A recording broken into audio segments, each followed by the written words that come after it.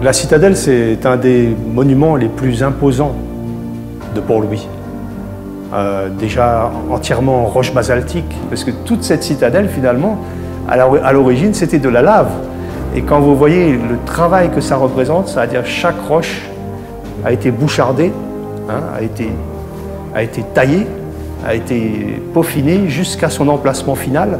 Ça a pris quand même à peu près une quinzaine d'années pour arriver à l'ensemble de l'édifice, entre 1830 et 1840.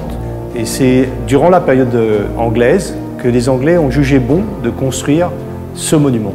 En haut de l'entrée principale, vous avez les armoiries du roi William IV et de l'autre côté, les armoiries de la reine Victoria. Donc, sous les deux règnes, l'édifice a été construit.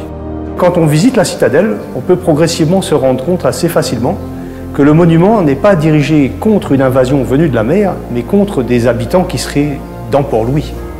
Les canons que vous verrez sur la citadelle, par exemple, sont plutôt dirigés vers l'arrière du bâtiment, par exemple, assez curieusement, vers les montagnes, et non pas vers la mer.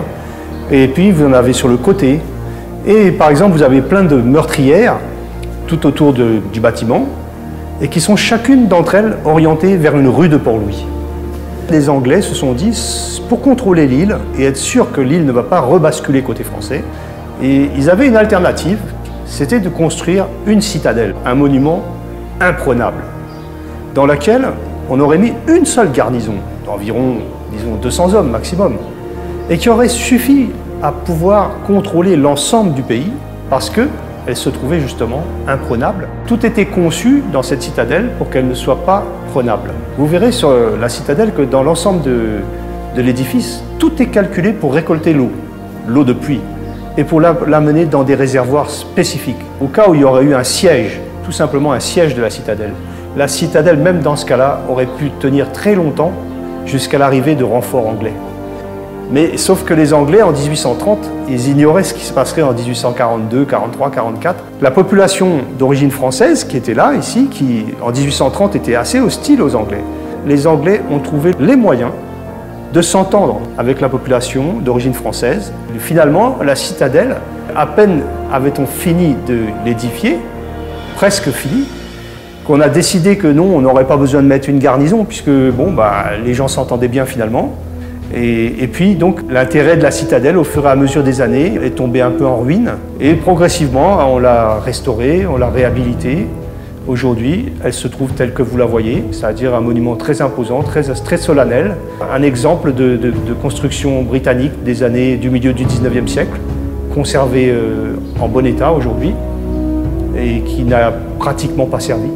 Si ce n'est qu'aujourd'hui, on peut en profiter parce que c'est un magnifique ensemble architectural qui vraiment vaut le détour, parce que c'est un travail monumental. L'ensemble de la population mauricienne a participé dans son édification, à savoir toutes les composantes de la population, que ce soit d'anciens esclaves qui venaient d'être libérés en 1835, donc qui se sont trouvés sur le chantier. Vous avez des repris de justice aussi, des gens qui étaient condamnés en justice, qui ont servi sur le chantier. Vous avez des coulis, donc qui sont des engagés, qui sont venus de l'Inde, des maçons, des menuisiers, etc., qui ont été embauchés sur le chantier. Vous avez bien sûr des Britanniques, puisque le lieutenant-colonel Cunningham, le lieutenant-colonel Fayos ont aussi servi sur le chantier.